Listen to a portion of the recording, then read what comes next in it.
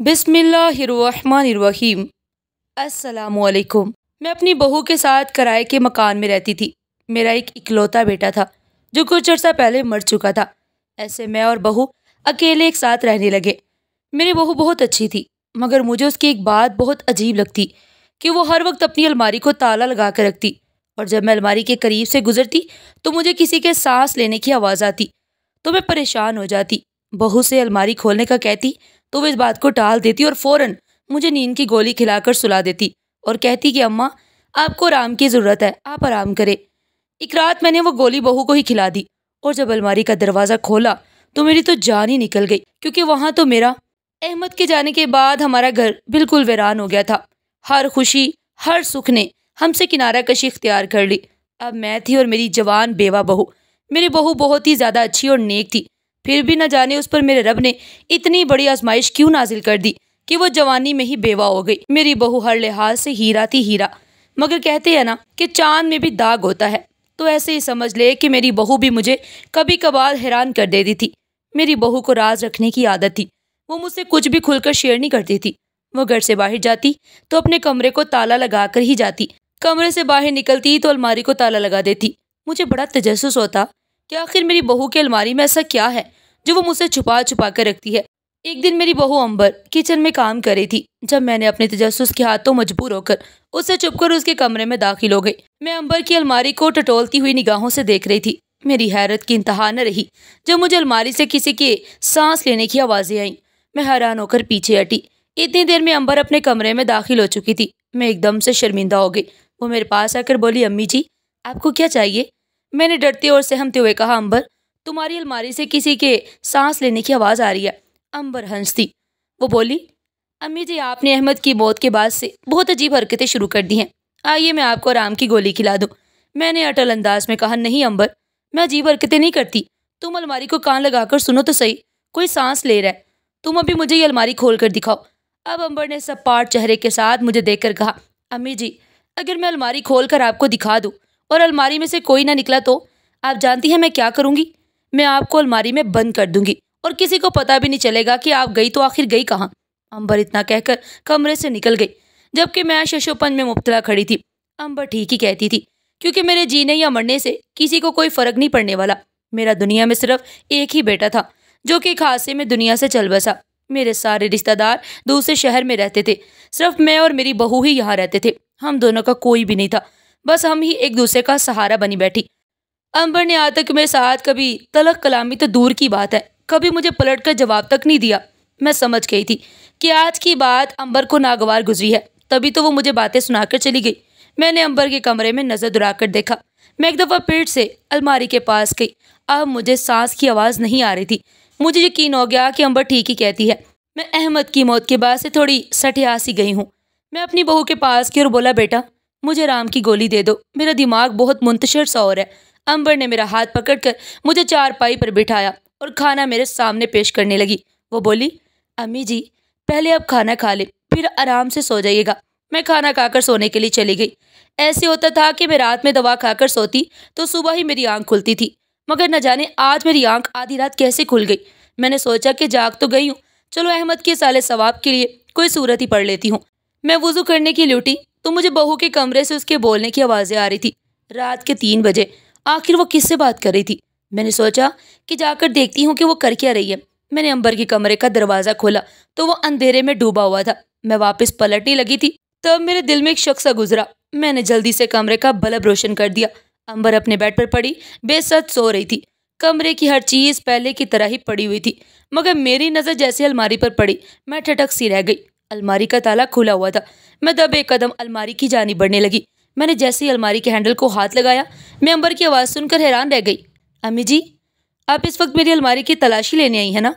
अंबर रोने लगी। मैं तो इस अचानक आफत पर घबरा ही गई थी। वो रोते हुए बोली, अम्मी जी, आप मुझ पर शक करती हैं। आपको क्या लगता है कि मैं आपसे छुप कर क्या करती हूँ? एक बात कहूँ, मुझे क्या ज़रूरत पड़ी है कि मैं कोई भी ऐसा वैसा कदम आपसे छुप कर उठाऊँ? मैं बेवा हो चुकी हूँ। अब मुझे इस्लाम और कानून नए रिश्ते में बंधने की इजाज़त देता है, मगर मैंने आपके साथ को अपने लिए चुन लिया है। मैं अहमद की यादों को अपने सीने से लगाए बैठी हूँ। मैं आपसे वादा करती हूँ कि ऐसे ही सारी ज़िंदगी अहमद की बेवा बन के रहूँगी। मैंने आगे बढ़कर जल्दी से अंबर को गले लगा लिया मैं सख्त डर गई थी कि अगर अंबर मेरी इन हरकतों से तंग आकर मुझे छोड़कर चली गई तो मैं क्या करूंगी। इसलिए मैंने जड़ का सहारा ले लिया और बोली, बेटी मुझे माफ करना, नींद में पता ही नहीं चला कि मैं कब तुम्हारे कमरे में घुस आई। अम्मा ने मेरा हाथ थाम लिया और बोली, आजा मैं आपको आपके कमरे तक छोड़ आऊं। मैं उसके साथ चल दी, लेकिन मैंने सर घुमाकर आखिरी दफा अलमारी को देखा था तो मुझे उसका दरवाजा हरकत करता हुआ महसूस हुआ। मेरी बेहतरी खामोशी में ही थी। अंबर मुझे मेरे बिस्तर पर लिटाकर खुद बाहर निकल गई। मैं आज बड़ी फुर्सत से अंबर की शख्सियत का जायजा लेने बैठी थी। मुझे वो दिन याद आ गए जब मैं अपनी सहेली से अंबर का हाथ मांगने गई थी। वो बहुत खुश हुई थी। मेरा अहमद था ही लाखों में एक। उन्होंने फौरन से हाँ कह दी। फिर मैं कम उम्र मासूम सी अंबर को अपनी बहू बनाकर अपने घर ले आई। उसने मेरे घर को आकर सजा दिया। वो एक बहुत ही खुश मिजाज और अच्छी लड़की थी। सारा सारा दिन मेरे साथ गपशप लगाती। हमारी खूब अच्छी दोस्ती हो गई थी। फिर जब अहमद काम से वापस आ जाता तो वो उसकी दिलजोई में मसरूफ हो जाती। अहमद और अंबर एक दूसरे के साथ बहुत ज्यादा खुश थे। लेकिन फिर न जाने क्या हुआ कि अहमद और अंबर के आपस में लड़ाई और झगड़े शुरू हो गए। शादी के सिर्फ 5 महीने बाद ही अंबर के अंदर की नाजुक सी लड़की मर गई। अब वो हर वक्त परेशानी में डूबी रहती। सारा सारा दिन फोन कान को लगाकर फिरती थी। मुझसे तो उसे बात करने की भी फुर्सत नहीं रही। मैंने एक दो दफा अंबर को टोका भी कि वो क्या हर वक्त फोन कान को लगाए फिरती है। उस दिन अंबर फट पड़ी और मेरे गले लगकर रोने लगी। वो बोली थी, अम्मी जी मेरे सारे काम बिगड़ गए, मेरे अंदर की खुशी भी मर गई है। आप दुआ करें कि सब कुछ पहले जैसा हो जाए। अहमद मेरी तरफ से अपना दिल साफ कर ले। मैंने अंबर को कुरेदने की बहुत कोशिश की मगर वो अपने मुंह से एक लफ्ज न बोली। मैंने खुद ही अहमद से बात करने की ठानी। मैंने अहमद को समझाया कि तुम दोनों एक दूसरे के साथ समझौता कर लो, एक दूसरे की खातिर थोड़ा थोड़ा झुक जाओ तो जिंदगी जन्नत बन जाएगी। मगर अहमद के जवाब ने मुझे परेशान कर दिया था। वो बोला, अम्मी जी जब एक रिश्ते में शक की दरार पड़ जाए तो फिर वो पहले जैसा कभी नहीं रहता। मैं पूछती रही कि तुम क्यों करते हो अंबर पर शक, मगर वो कुछ भी नहीं बोलता। अब आए दिन और आए रोज अंबर और अहमद के झगड़े की आवाजें कमरे से बाहर आती रहती। अहमद बार बार शक का लफ्ज इस्तेमाल कर करके मुझे परेशान कर देता। मैंने अंबर से भी बात की थी। मैं बोली, अंबर बेटा तुम अपना मोबाइल कम इस्तेमाल किया करो, हो सकता है कि अहमद तुम पर उसी वजह से शक करता हो। वो हंसकर बोली, जी अम्मी आप बिल्कुल ठीक समझी हैं। अहमद की आंखों में मेरे ये फोन ही खटकता है। मैं अपनी आंखों से अपने घर का सुकून बर्बाद होते देखती रही थी मगर मैं कुछ भी करने के काबिल नहीं थी। ऐसे ही हर रोज लड़ाई झगड़ा होता रहता। एक दिन अहमद ने गुस्से में आकर मेरी बहू अंबर का मोबाइल तोड़ दिया। फोन टूटते ही हमारे घर में सुकून की हवा चल पड़ी। अंबर झुक गई थी। अहमद संभल गया। फिर कुछ दिन की नाराजगी के बाद दोनों ने आपस में सुलह कर ली। ऐसे एक दफा फिर से हमारे घर का अमन वापस लौट आया। अब अंबर और अहमद इकट्ठे बैठकर खूब गपशप लगाते, हंसी मजाक करते। फिर न जाने किसकी नजर लग गई कि मेरा घर ऐसा उजड़ा कि वो दोबारा बस ही ना पाया। अहमद बाजार अपने काम से गया तो था मगर वो खुद ना लौटा बल्कि उसकी लाश ही वापस आई। अब मैं और अंबर एक दूसरे के गले लगकर सारा सारा दिन रोती रहती। फिर हमने हिम्मत करके खुद को संभाला। ऐसे हम एक दूसरे का सहारा बन गए। अंबर उजड़ी उजड़ी सी फिरती रहती। उससे बड़ा अरसा सोग में गुजारा, लेकिन अब वो जी उठी थी। वो हंसती खेलती, शौक रंग पहनती, उड़ती फिरती। उसकी तरफ देख के यही ख्याल आता था कि बीवी तो शोहर की मौत को बुला देती है मगर माँ अपने जवान बेटे की मैयत को भूल नहीं पाती। यहाँ तक कि माँ की खुद मैयत भी उठ जाती है। लेकिन मेरे लिए यही गनीमत है कि वो मेरा ख्याल रखती थी। मेरे बच्चे के इसाले सवाब के लिए कुरान पाक की तिलावत करती थी। जब अंबर की इद्दत पूरी हो गई तो उसके वालिदैन उसे अपने साथ ले जाने के लिए आए मगर मैंने इरादा कर लिया था। मैं तो अहमद और अंबर के दरमियान होने वाले लड़ाई झगड़े को यकसर भूल ही बैठी थी। अंबर में ऐसा क्या था जो मेरा बच्चा उस पर शक करता था। मैंने सोच लिया था कि इस राज को फाश करके ही रहूंगी। मैं अब हर वक्त अंबर पर नजर रखती, उसकी चाल डाल देखकर उसके किरदार को जांचने की कोशिश करती। मुझे साफ जाहिर हो रहा था कि अंबर के किरदार में वाकई खोट थी। फिर मुझे ख्याल आया कि मैं जो उसकी जासूसियां करती फिर रही हूँ, क्यों ना उसे आज़ाद करके उसे इस गुनाह से बचा लूँ। इस तरह शायद मेरे बेटे की रूह को भी ज्यादा अजियत ना पहुंचती। मैंने अंबर को अपने कमरे में बुला लिया तो वो बड़ी जल्दी में लग रही थी। मैंने उसे कहा कि मैं जानती हूँ कि तुम्हारा वक्त बहुत कीमती है मगर मैं भी तुमसे बहुत ज़रूरी बात करना चाहती हूँ अंबर। अंबर बोली, आप तहमीद के बिना ही बात कर ले, मुझे घर के बहुत काम करने हैं अभी। मैं बोली, अंबर तुम जवान जहान हो, खूबसूरत भी हो। तुम जानती हो कि मरे हुए इंसान के साथ मरा नहीं जाता। मैं तो बूढ़ी हूँ, आज हूँ शायद कल ना रहूँ। तुमने तो पहाड़ जैसी जिंदगी अकेले ही काटनी है। मैं तुम्हें इजाज़त देती हूँ कि अपने लिए अच्छे से लड़के की तलाश कर लो। अंबर मेरी बातें सुनकर मेरे गले लगकर रोने लगी। वो बोली, अम्मी जी आपको आपके मरे बेटे की कसम है, आज के बाद मुझसे दोबारा कभी भी शादी की बात मत कीजिएगा। मैं अहमद की बेवा बनकर ही जिंदगी गुजारना चाहती हूँ। मेरे लिए अहमद के साथ चंद महीने की बिताई हुई अज़वाजी जिंदगी बहुत अहम है। अंबर के अल्फाज उसके अंदरूनी जज्बात की कासी थे। मैं शदीद बेचैनी का शिकार थी कि आखिर सच है क्या। अब मैंने ये फैसला किया था कि मैं किसी भी फैसले पर पहुंचने से पहले सब कुछ अपनी खुली आंखों से देखूंगी। मैंने सबसे पहले तो इस बात का अंदाजा लगाने की कोशिश की कि आखिर मुझे अंबर पर शक हुआ ही क्यों था। अब मैं चुपचाप रहती, अपनी नमाज पढ़ती और आराम करने के लिए लेट जाती। एक रोज अंबर चाय बना रही थी। जब मैं किचन में दाखिल हुई, मैं ये देखकर हैरान रह गई कि अंबर ने 2 की बजाय 3 कपों में चाय डाली हुई थी। मैं जल्दी से किचन से बाहर गई। मैं फिर जल्दी से उठकर खिड़की के पास खड़ी हो गई। वो 2 कप अपने कमरे में ले गई। मैंने अपना सर पकड़ लिया कि आखिर ये सब हो क्या रहा है। फिर एक रात अंबर मुझे खाना खिलाने आई तो साथ ही आराम की गोली भी ले आई थी। मैं उसे बोली, बेटा ये तो बहुत अच्छा किया कि आराम की गोली भी ले आई हो। मैं सोना चाहती हूँ, तुम ये इधर रख दो। मैंने ऐसा इसलिए कहा था कि वो मुझे जबरदस्ती ही गोली न खिला दे। उसके जाते ही मैं कमरे की खिड़की में खड़ी हो गई। मैंने देखा कि अंबर 2 बर्तनों में खाना डालकर अपने कमरे में ले गई। मैं हक्का बक्का खड़ी की खड़ी रह गई। अब मुझ में इतनी हिम्मत नहीं थी कि उसके कमरे के पास जाकर जासूसी कर सकूं, क्योंकि वो मुझे अलमारी में बंद करने की धमकी एक दफ़ा दे चुकी थी। इसलिए मैंने सुबह तक का इंतजार करने का फैसला किया। सुबह हुई तो मैंने अंबर पर बिल्कुल भी जाहिर नहीं किया कि मुझे उस पर शक है। वो अपने काम काज में मसरूफ थी। जब मैंने अंबर को पुकार कर कहा कि ये कमीज इतनी तंग है कि इसमें मेरा दम घुटता है, इसको जरा खुला करवा लाओ, मेरी बहू अपने काम छोड़कर मेरी कमीज लेकर घर से बाहर निकल गई। वो बड़ी जल्दी में थी, इसलिए कमरे को लाक लगाना भी भूल गई थी। उसके जाते ही मैं भागकर अंबर के कमरे में दाखिल हो गई। मैं फौरन अलमारी के पास गई। अलमारी का ताला लगा हुआ था। मैंने अपने कान अलमारी पर लगा दिए। आज मुझे फिर किसी के सांस लेने की आवाज़ आने लगी। मैंने जोर जोर से अलमारी का दरवाज़ा पीटना शुरू कर दिया। मैं बोली, कौन हो तुम, जवाब दो मुझे। लेकिन अलमारी से कोई जवाब नहीं आया। अब मुझे अपनी सेहनी हालत पर शक होने लगा। कहीं अंबर सच तो नहीं कहती थी कि मैं अहमद की मौत की वजह से ऐसी हो गई हूँ। मैं बाहर सहन में बैठकर ज़ारो कतार रोने लगी। इतनी देर में अंबर भी आ गई। वो मुझे रोता हुआ देखकर परेशान हो गई। वो मुझे तसल्लियाँ दिलासे देती रही। फिर उसने मेरे सर में तेल लगाया, मेरे कपड़े इस्त्री करके मुझे नहाने के लिए भेज दिया था। आज मैंने दिल में एक तहैया कर लिया था कि मैं आज के बाद कभी भी अंबर पर शक नहीं करूंगी। वो तो मेरा इकलौता सहारा थी, उसी तो मुझे अब तक संभाला हुआ था। शाम हुई तो मैंने अंबर को अपने कमरे की तरफ खाना ले जाते हुए देखा। फिर वह जल्दी ही बाहर निकल आई थी। फिर मुझे बोली, अम्मी जी आज हम मिलकर खाना खाएंगे। मैं मुस्कुरा न सकी थी। अगर वो मेरे साथ खाना चाहती थी तो फिर कमरे में खाना किसे देकर आई थी। मैं सालन वाली कटोरियां सेहन में ले गई और अंबर को बाकी चीजें लाने को कहा। अंबर मुझे हर रात जो आराम वाली गोली खिलाती थी वो मैंने जल्दी से उसकी कटोरी में डाल दी थी। हम दोनों ने बड़े आराम से खाना खाया। खाना खाती अंबर को नींद आने लगी। वो सोने के लिए लेट गई और मैं आराम से उठकर उसके कमरे में गई। मैंने बल्ब रोशन कर लिया। अंबर भी साथ सो रही थी।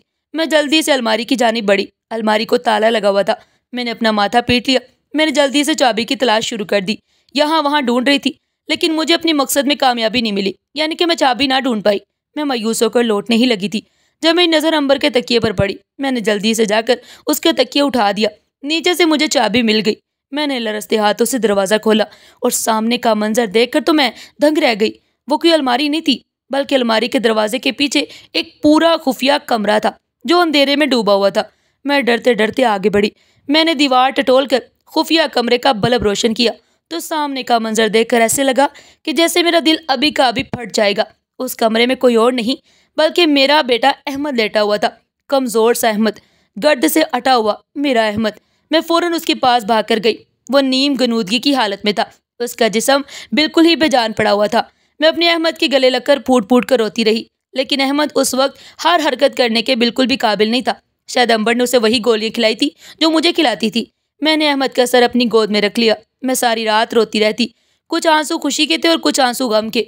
मेरा बेटा जिंदा था, ये बहुत बड़ी गनीमत थी, मगर उसकी हालत मेरा जिगर छल नहीं कर रही थी। अंबर भी बेसद लेटी हुई थी। अल्लाह अल्लाह करके सुबह हुई। अहमद की आंख भी खुल गई थी। वो उठती अपने जिस्म को नोचने लगा। फिर मुझे देखकर वो रोने लगा। उसने मेरे गले में बाहें डाल दी। वो बड़ी देर रोता रहा। फिर मुझसे बोला, अम्मी अंबर से मुझे मेरा सुकून ले दे, मेरा नशा ले दे, नहीं तो मैं मर जाऊंगा। मैं अहमद को हैरत भरी निगाहों से तकती रही। वो खुद को नोच रहा था। हमारा शोर सुनकर अंबर की भी आंखें खुल गई। उसने अलमारी के खुले दरवाजे से हमें देख लिया। वो जल्दी से उठकर हमारी तरफ भागी। उसने मेरा हाथ पकड़कर मुझे उस खुफिया कमरे से बाहर निकालकर फिर से ताला लगा दिया था। अंबर बोली, अम्मी जी अहमद को दोबारा दौरा पड़ रहा है, वो आपको नुकसान पहुंचा सकता है। मैं बोली, अंबर तुमने मेरे जवान जहान बेटे को क्या बना दिया, मुझे सच सच बताओ कि तुमने ऐसा क्यों किया। अंबर रोने लगी।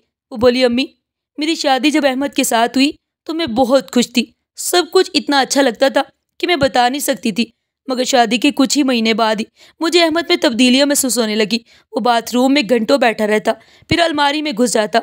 मुझे बड़ा अजीब सा महसूस होता।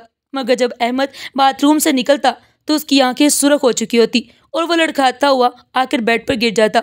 मुझे पता चल चुका था कि अहमद मंशियात का इस्तेमाल करता था। लेकिन एक दिन अहमद के फ़ोन पर आने वाली कॉल मैंने उठा ली। तब मुझे पता चला कि वो तो मंशियात का कारोबार भी करता है। मैंने अहमद के मोबाइल से उसके दोस्तों के नंबर निकाले। मैं उसके एक एक दोस्त से अहमद के बारे में पूछा। सब ने यही तस्दीक की थी कि वो मंशियात फरोश है। मेरी अहमद के साथ लड़ाई रहने लगी। वो कहता था कि मैं बिला वजह उस पर शक करता हूँ, लेकिन मैं उसको इस काम से बचाना चाहती थी। मैंने उसको रोका मगर वो ना रुका। अहमद ने मेरा मोबाइल भी तोड़ दिया। उसको लगता था कि ना मेरे पास मोबाइल होगा और ना ही मैं उसकी जासूसी करती फिरूंगी। मैंने भी दिखावे के लिए उसके साथ सुलह कर ली। फिर एक दिन मैंने अहमद को अलमारी में घुसते हुए देख लिया। मैं उसके पीछे ही पहुंची तो मेरी हैरत की इंतहा न रही कि ये तो अलमारी नहीं बल्कि खुफिया कमरा था जहां अहमद नशा करने जाता। मैंने अहमद को बाहर से ताला लगाकर कैद कर दिया। फिर मैंने अहमद के दोस्त के साथ मिलकर उसकी झूठी मैयत का ड्रामा किया। मैं अहमद को मशर्ती बगाड़ का सबब बनते हुए नहीं देख सकती थी। मैं नहीं चाहती थी कि जो खुद इस जहर का शिकार हो चुका है दूसरे भी इसका हो। और उसके इलाज के लिए मैंने दवा ले ली हुई है। वो कुछ ही अरसे तक बिल्कुल सेहतयाब हो जाएगा। फिर मैं उसे इस काल कोठरी से बाहर निकाल दूंगी। मैंने आपको अहमद के काले करतूतों के बारे में इसलिए नहीं बताया क्योंकि एक माँ का दिल बहुत नरम होता है। आप कभी भी अपने बच्चे को इस हाल में नहीं देख पाती, इसलिए मैं आपको भी आराम की दवा देती। मैं अंबर के गले लगकर रोने लगी। मैं उस कम उम्र और बाहिम्मत लड़की को देखती रह गई थी। मैं सोचती रह गई थी कि तालीम किस कदर ज़रूरी होती है। अगर अंबर अनपढ़ होती तो वो रो धोकर तमाशा खड़ा करती या घर छोड़कर मैके चले जाती। मगर अंबर ने तो अपनी समझदारी से बाजी ही पलट दी। मैं उसकी बहुत शुक्रगुजार थी। मैंने अंबर से माफ़ी मांग ली। मैंने उसको बताया कि मैं उस पर शक करती रही हूँ। वो हंस दी और बोली, मैं जानती हूँ, मुझे एक एक चीज़ के बारे में सब कुछ पता है। फिर अंबर ने मुझसे वादा लिया कि अहमद जब तक मुकम्मल ठीक नहीं हो जाता मैं उससे नहीं मिलूंगी। मैं जानती थी कि इस अमल में मेरे बच्चे की ही भलाई थी, इसलिए मैंने अंबर से वादा कर लिया था। नाजरीन, आज की ये कहानी आपको कैसी लगी और आपने इस कहानी से क्या सबक सीखा? कमेंट बॉक्स में अपनी कीमती राय का इजहार ज़रूर कीजिएगा। और कल मिलते हैं एक नई और दिलचस्प कहानी के साथ। तब तक के लिए अपना बहुत सारा ख्याल रखिएगा। शुक्रिया। अल्लाह हाफिज़।